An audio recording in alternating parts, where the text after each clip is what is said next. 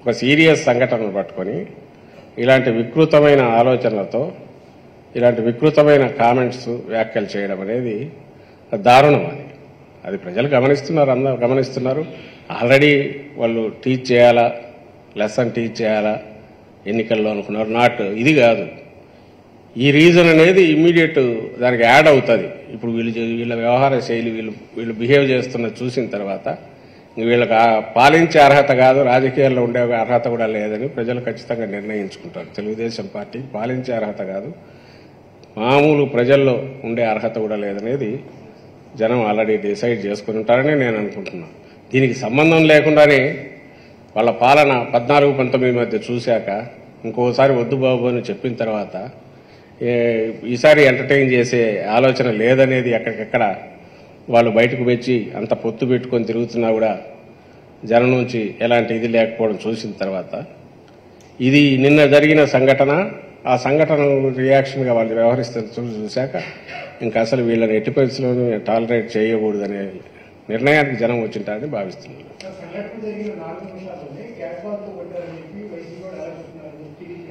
4 నిమిషాల్లో లేదే, అసలు ఫొటోస్ రిలీజ్ చేసిందే మేము అరగంట పైన. నేను ముందే చెప్పాను కదా, అసలు ఇవాళ నానేది ఫస్ట్ అనుకున్నాం. నా దగ్గరికే వచ్చి ఏం చేయాలి అని అంటే నాకు సీరియస్నెస్ తెలియలే అప్పటికి, ఇంకా రాలా. ఇట్లా జరిగింది అని అంటే చూద్దాము, ఎవడన్నా కింద నుంచి పొరపాటున ఏమన్నా విసింటే మళ్ళీ తెలుస్తూ వచ్చింది, అన్ఫోల్డ్ అవుతూ వచ్చింది. దట్ ఈజ్ నాట్ సంథింగ్ ఎవడన్నా ఆకతాయి కింది నుంచి ఒకటి విసిరింది కాదు, ఫోర్స్ఫుల్గా వచ్చింది, వెల్లంపల్లికి తగిలింది అనేది మెల్లగా తెలుస్తూ వచ్చింది. ఇదంతా మేము ఫొటోస్ రిలీజ్ చేసేసరికి 1/2 అవర్ 40 మినిట్స్ పైన పట్టింది, 1 అవర్ ఆల్మోస్ట్ 40 మినిట్స్ పైన పెట్టినట్టుంది. అప్పుడు ఫోర్స్ఫుల్గా అయితే దేంతో వేసి ఉండొచ్చు అంటే ఒక క్యాటపల్ట్ లాంటిది ఏమైనా ప్రయోగించారేమో అని అనుకున్నాం. ఆ తర్వాత ఇంకా ఆ ఫోర్స్ చూసి రెండో వ్యక్తికి కూడా అంతగా తగలడం చూశాక పక్కన ఉన్న అతనికి ఈయనకు తగిలిన అబ్జర్వ్ చేసుకున్నాక మళ్ళీ ఆ ఫోర్స్తో అక్కడికి వెళ్ళి తగలడం చూశాక అక్కడే పడిపోకుండా ఇంకా ఏదైనా పవర్ఫుల్ ఏదైనా వాడారా అని కూడా డౌట్ వచ్చింది. 4 నిమిషాల తర్వాత ఎందుకంటాము, అసలు ఎవరైనా రాగానే ముందు షాక్ తింటారు, ఆ తర్వాతే దాని గురించి ఆలోచిస్తారు. అండ్ రెండవది అన్నిటికంటే ముఖ్యంగా వాళ్ళ మీ అందరి దృష్టికి, ప్రజల దృష్టికి, తెలుగుదేశం పార్టీ నాయకుల దృష్టికి ఇది వెళ్లేసరికి ఆ గాయం తీవ్రత తెలుస్తుంది. తెలిసిన తర్వాత దాని గురించి ఇలాంటి క్వశ్చన్లు వేయడం 4 నిమిషాల తర్వాత, 3 నిమిషాల తర్వాత, 10 నిమిషాల తర్వాత అది ఇంకా దారుణం. వల్ల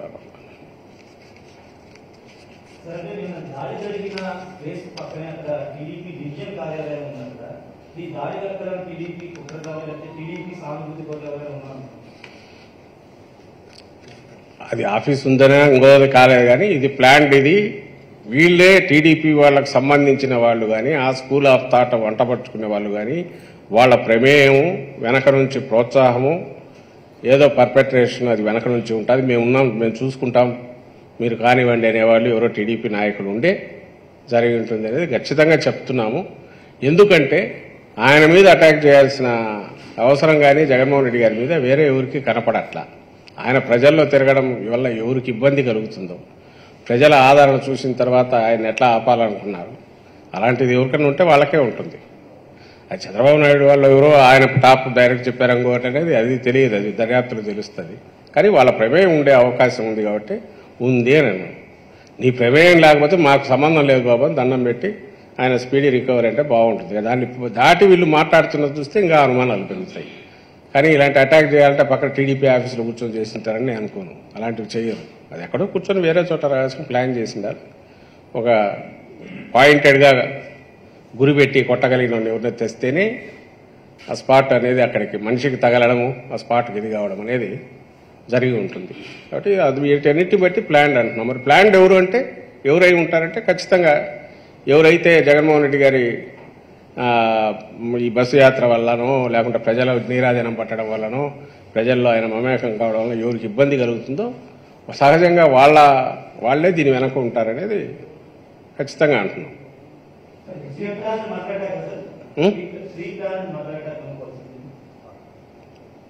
pre planned attack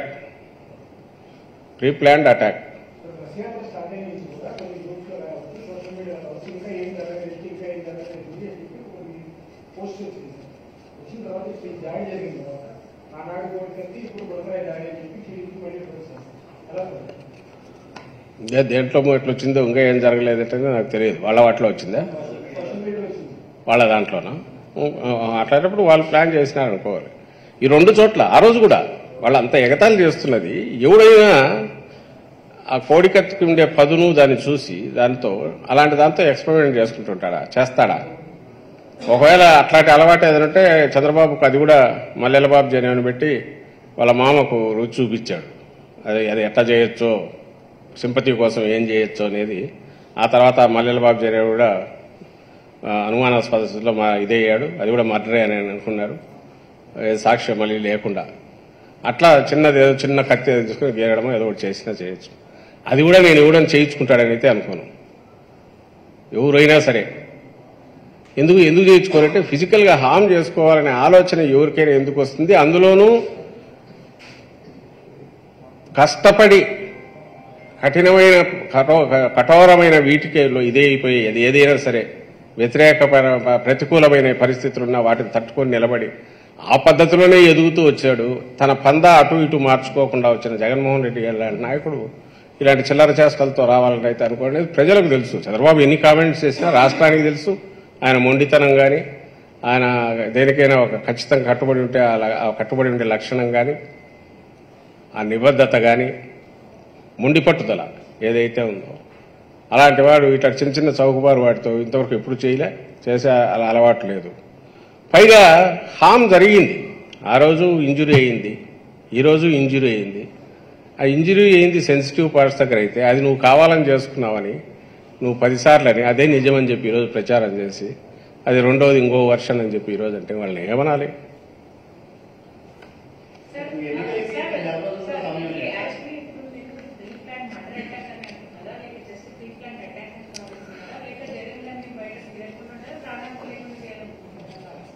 Pre-planned attack which might have resulted in dangerous this one or దాని వరకు మర్డర్ వరకు పోయిండే అవకాశాలు ఉందనేది నేను అభిప్రాయతాను. ఆ సీరియస్నెస్ ఆఫ్ అటాక్ చూసిన తర్వాత దాన్ని అక్కడికి దారి తీసేది కూడా అయి ఉండొచ్చు అని అనిపిస్తుంది. Cold blooded preplanned premeditated attempt.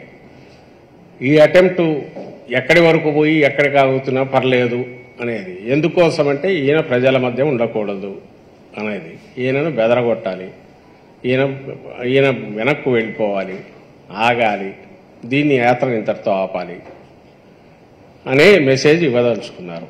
ఆ ప్రాసెస్లో తగిలిన స్పాట్ అది చూశాక it might as well have resulted in దీంట్లో సక్సెస్ అయి ఉంటే, ప్రాణానికే ప్రమాదం అయి ఉంటే మర్డర్ ఇది కూడా అనాల్సి వచ్చేది కాబట్టి దాన్ని కూడా మెన్షన్ చేశారు.